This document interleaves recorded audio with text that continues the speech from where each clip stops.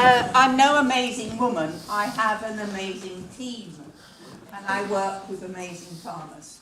I'm not amazing at all. And there are some names of my team. This title was given to me by my very dear friend Corinne, and I kind of took a big, how do we do this? So I put a subtitle under it. It's Potential for Agroecological Intensification. Now, I push a button on here. Where do I push a button? Please. This one. Oh, thank you very much. This one. Okay. Some of you will be familiar with my dear husband, who is Dr. Twalda Burhan. And then the other people there are in my team. Sue, sorry. You need to be... I beg your pardon. I'm not used to this kind of thing. No. Because right. otherwise they can't hear you. Yeah, I can't. I beg you. Oh, yes, we're doing this, aren't we? Across. Oh, yes. Beg your pardon. Excuse me, people outside there. Right.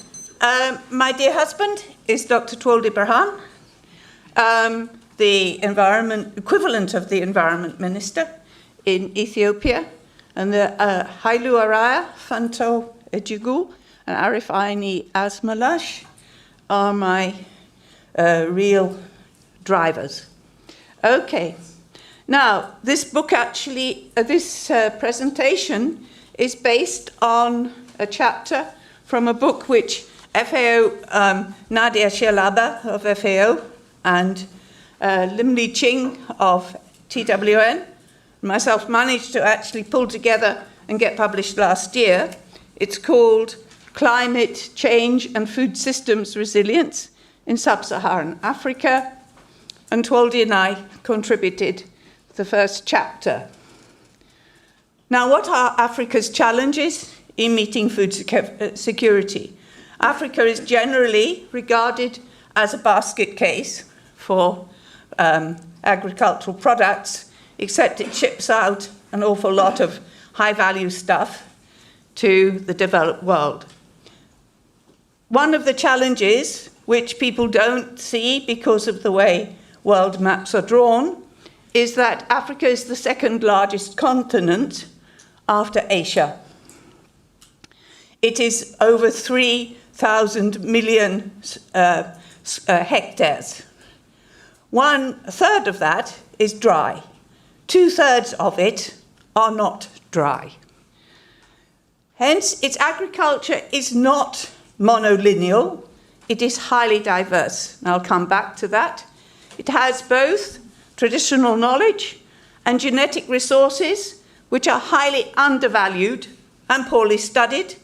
And I'll make my traditional plug here for sorghum.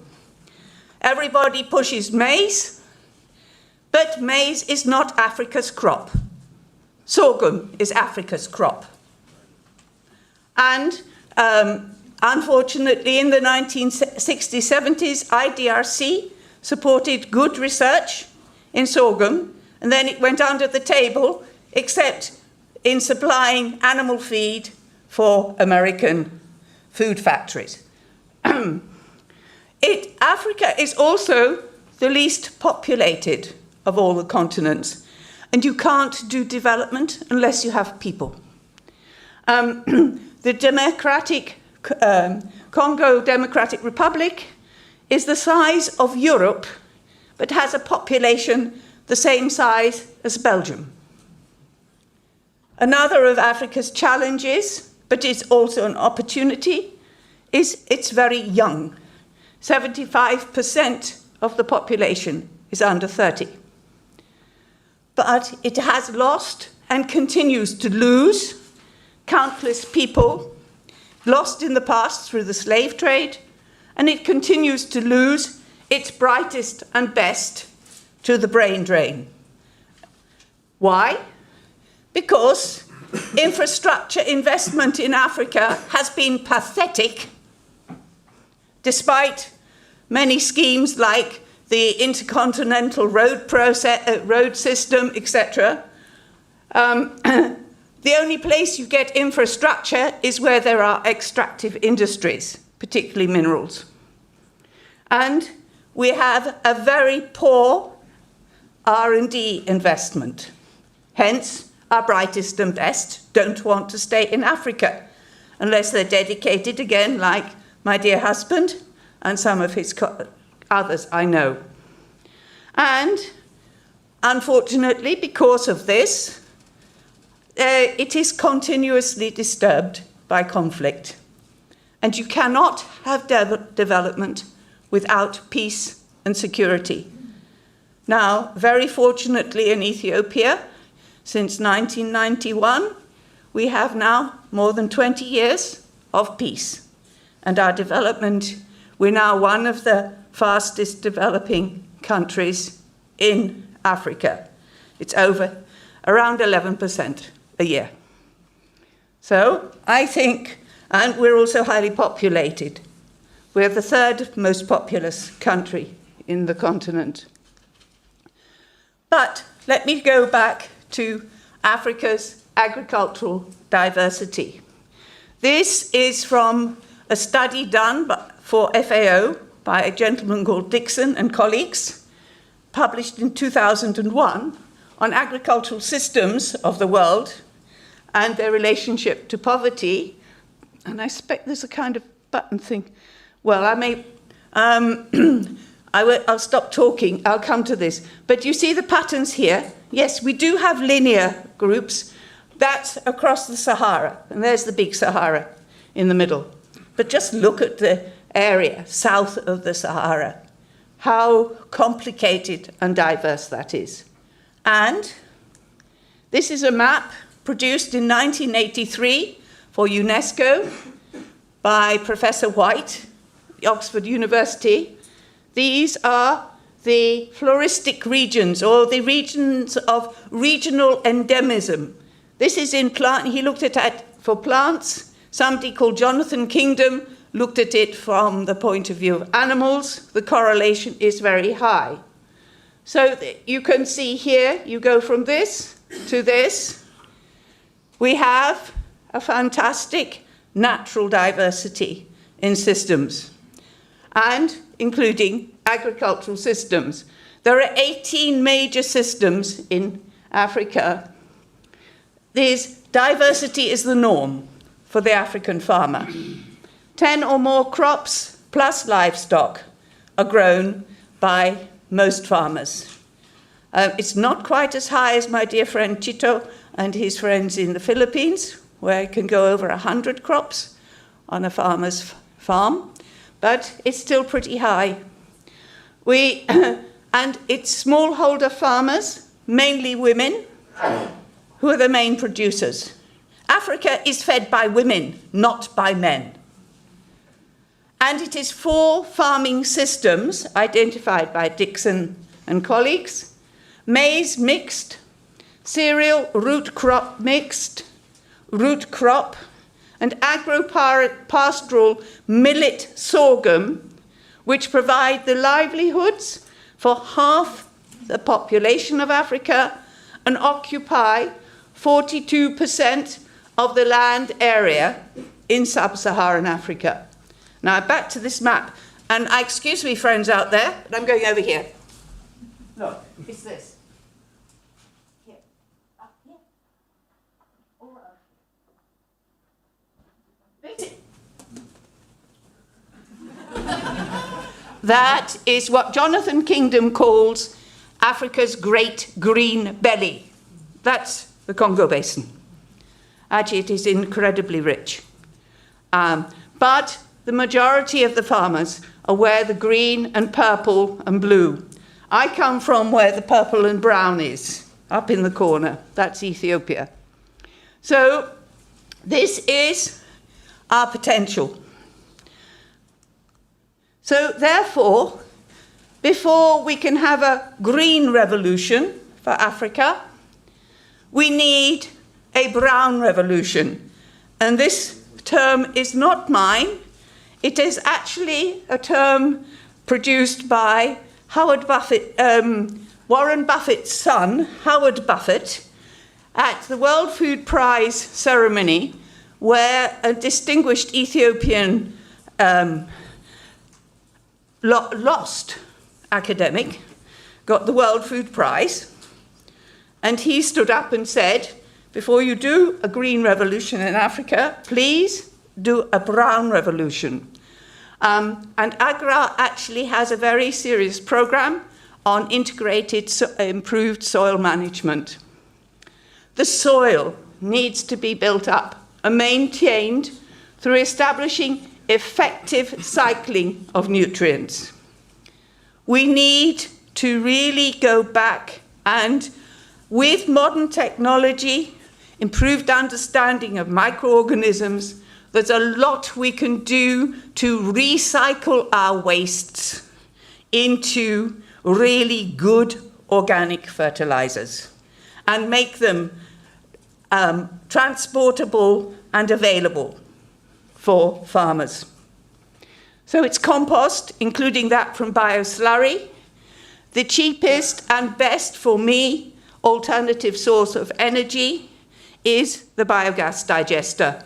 But because it's the least glamorous, the least catchy, compared with solar and wind, it's the one that's given the least attention. We need cover crops. We need agroforestry. This can double yields in around 4 years, 4 or less years. And why do I say that? Because we've done it. This is the yield results from, actually, so 900 samples from farmers' fields over 7 years. And the yellow bar on the left-hand side is the standard yield without any improvements to the soil. And these are the same as you will find in the annual statistics of the government. The middle column is where farmers have been making and using compost. And let me tell you, you don't need the 20 tons per hectare rate promoted in Europe, where you have too much rain, etc. In Africa, most of the time, 6 months or more of the year is dry. And so we know that a minimum of around 3.5 tons per hectare and 6 to 8 to 10 tons per hectare will give very, very good results. So here, and then the one on the end is the impact from chemical fertilizer being used by farmers. And we have barley, durum wheat, maize, teff, Ethiopia's iconic plot, and then there's also pulses. People don't think that pulses need additional nutrients. They do. So this is, and then we're now working in the, with the African Biogas Partnership Program, which is supported by HIVOS and SNV of the Netherlands.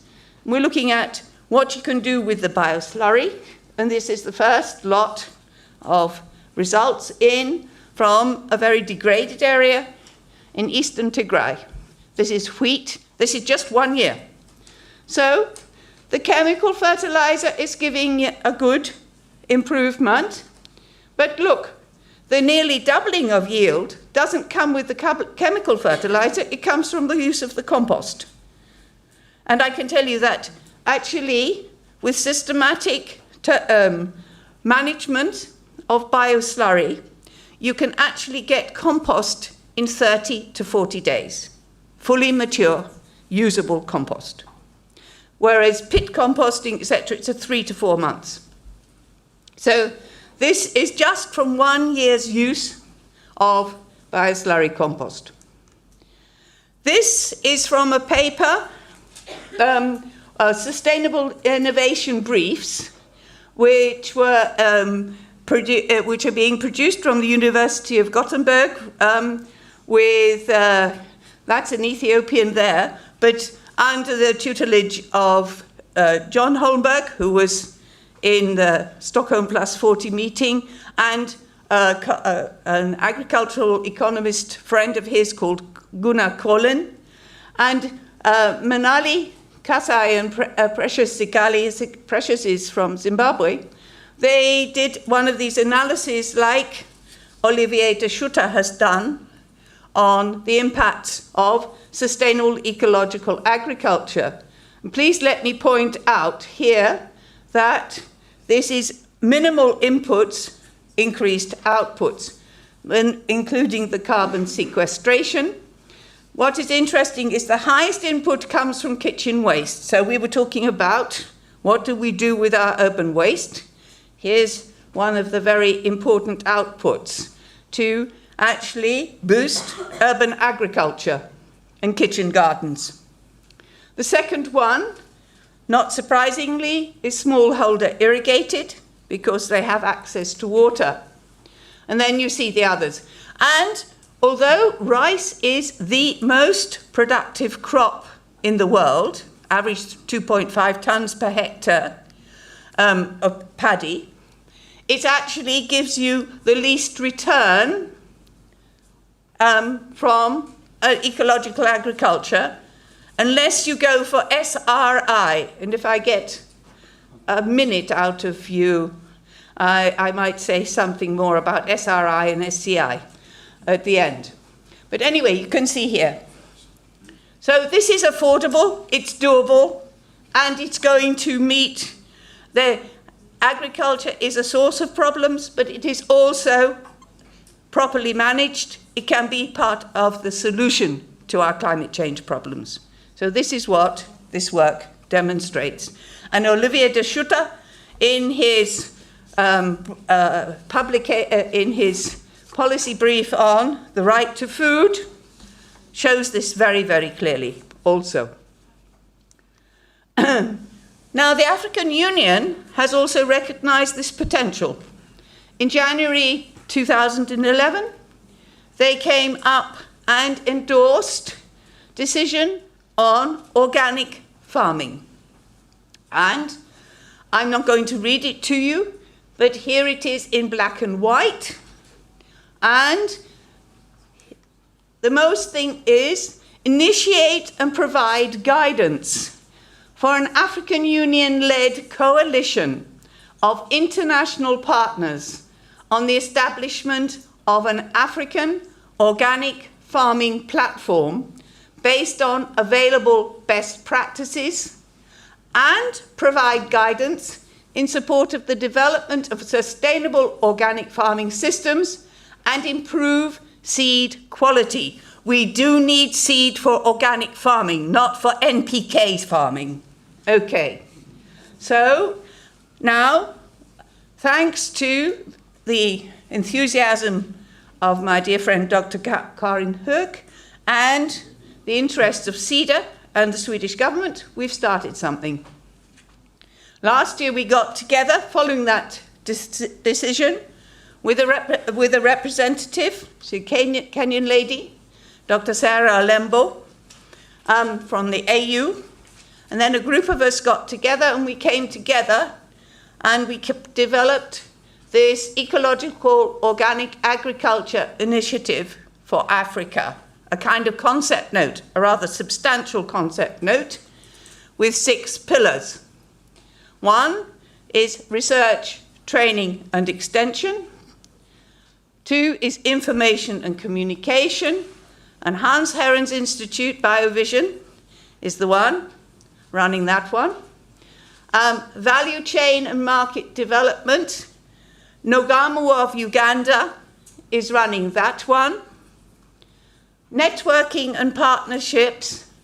The Tanzanian Organic Agriculture Movement, Jordan Gamu, is running that one. Policy and program development, that's in the hands of the AU. And all of these actually focus on institutional capacity development. And we're trying to roll out a pilot program this year with a small amount of money, thanks to CEDA. 2 minutes? Oh, good. Okay. Therefore, if Africa is to feed itself, and it can feed itself, and feed many, many more people, we need to invest in Africa's ecological intensification and show that it can feed itself, but we have to have peace and security. And thank you.